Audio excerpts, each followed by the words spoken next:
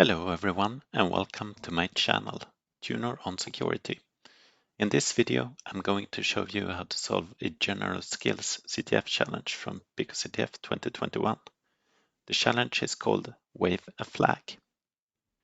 I've summarized the most important information about the challenge on this slide. The task is to invoke help flags for a tool or binary.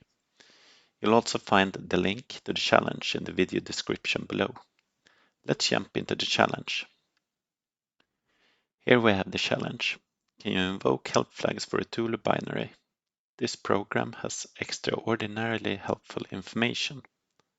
So let's click the link for the program.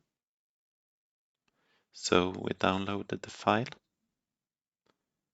Let's switch to the terminal and let's have a look. So we can try and just have a look at the file. So this looks like some sort of binary file.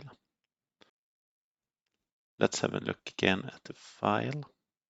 So it's not executable now that it's been freshly downloaded. So let's change that. So I write the command chmod and we'll add for all the execution right X. If we look again at the file, now we see that we have the X execution permission set. So let's try and execute this file. Hello user, pass me a -h to learn what I can do. Okay, so let's try that. Repeat the command and add -h. Oh help, I actually don't do much, but I do have this flag here. Okay, so we have retrieved the flag. Let's copy it and try and put it into the solution box.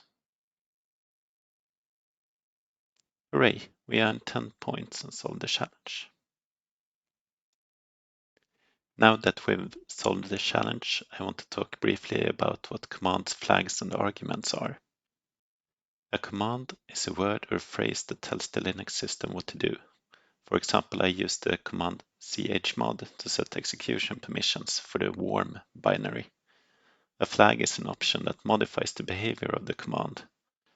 I provided the warm command with the flag -h.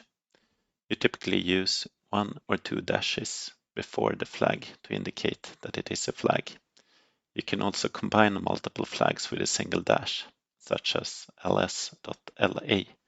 This means list all files and directories, including hidden ones, in long format. Sometimes a command needs more information than just a flag to do its job. For example, if you want to copy a file or a directory from one place to another, you need to tell the system where the source and the destination are. These are called arguments. Arguments are separated by spaces and follow the flags in a command. So for example, cp-r source and then destination, which means copy recursively, including subdirectories from source to destination. That's it for this video.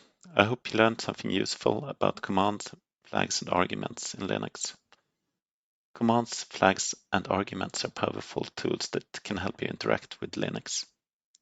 If you have any questions or feedback, please feel free to add a comment below.